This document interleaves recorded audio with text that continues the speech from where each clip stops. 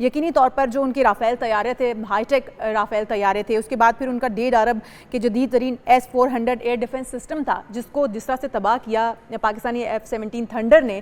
यकीनी तौर पर पाकिस्तान की जीत तो है ही है, लेकिन समझते हैं कि दिफाई निज़ाम को मजबूत बनाने के लिए भी फोर्सेज होती हैं जो कि उसको मजबूत बनाती है। टेक्नोलॉजी चलाने वाले भी तो होते हैं और फिर एयरक्राफ्ट उड़ाने वाले भी, जो एयरफोर्स के हमारे जवान हैं, उनका मुकाबला करना उनके पास इतनी सख्त नहीं थी। ये हमने आंखों से भी देखा।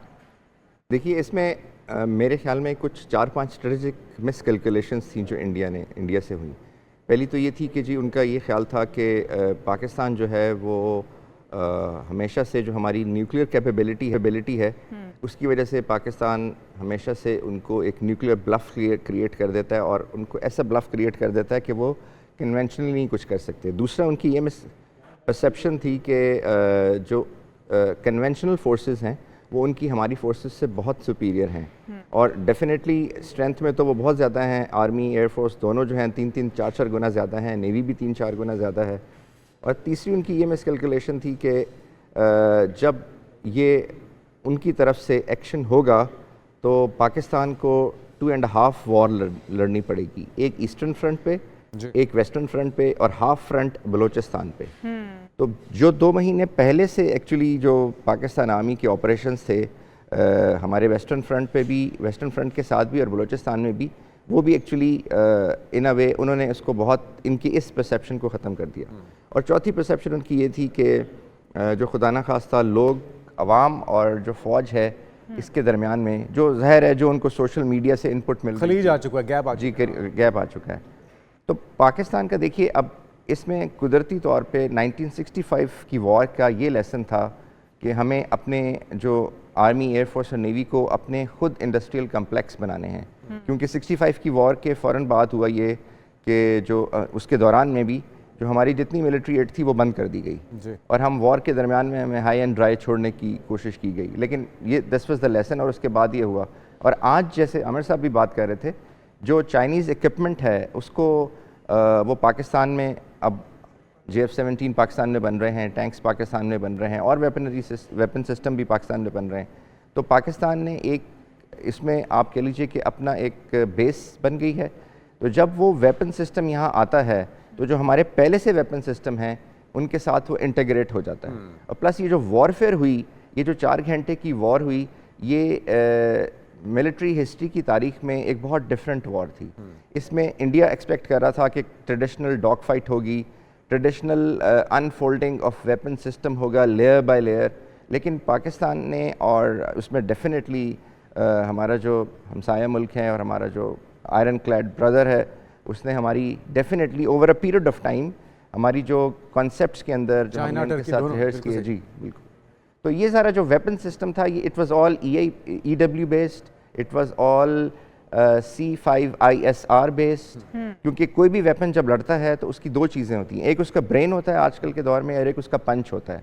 तो आपने एक्चुअली पाकिस्तान आर्मी ने, एयरफोर्स ने ये किया कि वो जो ब्रेन ऑफ एवरी वेपन था उसको फॉग ऑफ द वॉर में कंफ्यूज कर दिया। यानी कि कोई भी वेपन जो है वो काम नहीं कर सका, चाहे वो ड्रोन्स हों जो इधर आ रहे थे, चाहे वो उनका वेपन सिस्टम हो, उनके रडार्स हों, उनका एयरक्राफ्ट्स हों। सो एवरीथिंग जो थी उनकी वो आई मीन डिसफंक्शनल हो। मोदी सरकार के लिए और उनकी अफवाज के लिए फुल ऑफ सरप्राइजेस थी ये जंग, जो कि उनकी तरफ से शुरू की गई, हमें उकसाया गया और उन्हें फिर मुंह की खाना पड़ी। आमिर भाई, जो सिफारती सतह पे हम बार बार हुकूमत की तरफ से भी कामयाबी की बात कर रहे हैं, जिस तरह से पाकिस्तान ने पहलगाम वाक़े के बाद पूरी दुनिया के सामने रखा कि जी आए, हम तहकीकात के लिए भी तैयार हैं, अगर कार्रवाई आप चाहते हैं, उस पर भी कोई जवाब नहीं आया। भारत उस पर खामोशी चुप साधे रहा और फिर उसके बाद पाकिस्तान पे जंग मुसल्लत कर दी है। और फिर उसके बाद पाकिस्तान ने जिस सब्र तहम्मुल का मुजाहरा किया है, जिस तरह से फौरी तौर पे रिस्पॉन्ड नहीं किया, तो पूरी दुनिया ने देखा है इस काविश को। और फिर इंडिया को ही जाना पड़ा गिड़गिड़ाते हुए अमेरिका के पास कि जी हमारी जान छुड़ाइए, तो हमारे गले पड़ गए। और जिस एक्यूरेसी के साथ हमने उनका मुंह तोड़ जवाब दिया है, इस पर क्या कहेंगे? दुनिया का रिस्पांस क्या आ रहा है? किस नज़र से देख रही है पाकिस्तान को, जो 5, 6 और 10 मई से पहले था पाकिस्तान और उसके बाद?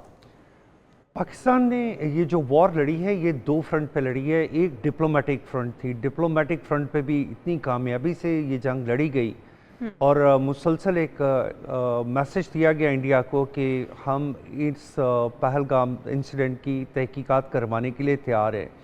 तो तहकीकात करवाने के लिए तैयार कौन नहीं था? और दूसरी हमारी फ्रंट थी जो कि हमारी जो स्ट्रेटजिकल फ्रंट थी, स्ट्रेटजिकल फ्रंट पे भी हमारे DGISPR ने जैसे कहा कि हमने हर उस जगह पे उतनी ही पावर का इस्तेमाल किया जितना हमें करना चाहिए था, बल्कि हमने अपने बहुत सारे एसेट्स को छुपा के रखा। लेकिन मैं पहलगाम वाले इंसिडेंट को अगर देखूं तो इंडिया में कौन सा ऐसा इंसिडेंट है जिसकी इंडिपेंडेंट इंक्वायरी हुई है?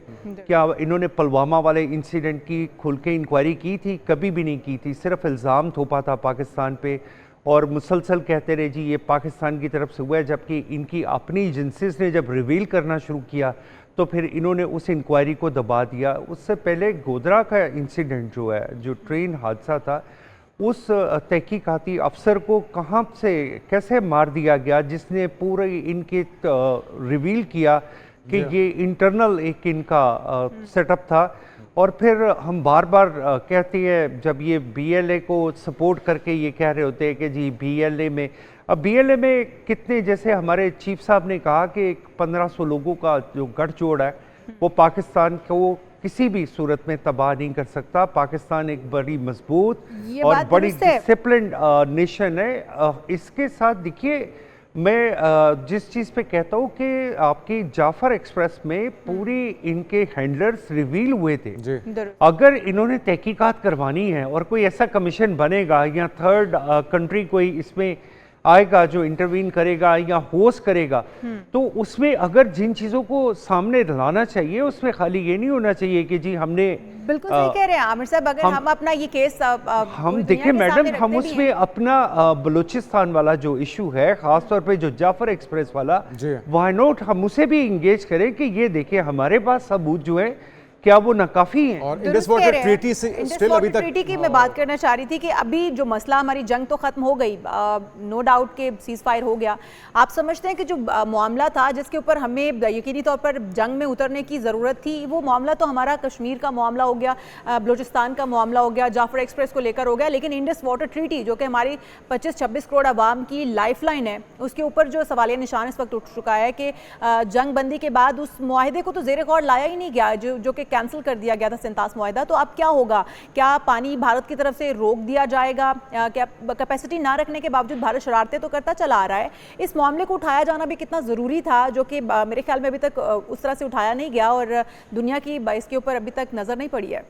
देखिए मेरा ख्याल है कि पाकिस्तान ने बिल्कुल ये मामला ज़रूर उठाया होगा और उठा होगा। ये हो नहीं सकता कि इतना बड़ा इकदाम उठा दिया जाए और ये कह दिया जाए कि जी हम जंग रोक रहे हैं या टेम्पररीली हम जंग को रोक रहे हैं या जो भी। देखिए उसको तो एक्ट ऑफ वॉर कंसिडर किया गया और ये कहा गया कि ये एक्ट ऑफ वॉर है और ये ऐसे इंटरनेशनल ट्रीटीज़ होते हैं कि जिनको वायलेट नहीं किया जा सकता। आपके बहुत सारे इंटरनेशनल गारंटर्स मौजूद हैं और अभी भी अगर वो कोई ऐसी हरकत करने की कोशिश करेंगे तो ये जो 5 घंटे की वॉर है ये थोड़ी सी अगर लंबी होगी तो उसका जो खुमियाजा इंडिया को भुगतना पड़ेगा वो इससे बहुत ज़्यादा शदीद हो सकता है। अभी तो आप ये देखिए कि हमने उनकी पूरी एयरफोर्स को रिस्ट्रेन करके रख दिया कि वो तो मैदान में निकलने के काबिल ही नहीं रहे। और हमारे प्राइम मिनिस्टर ने जैसे खड़े होके असेंबली में बात कही, उन्होंने कहा जी ये इतने तैयारे थे, राफेल इतने थे, सुखवी एक था, एक उनका मिग था और हमने ऐसे डिस्ट्रॉय किए हैं। तो ये पाकिस्तान की गवर्नमेंट की क्रेडिबिलिटी थी।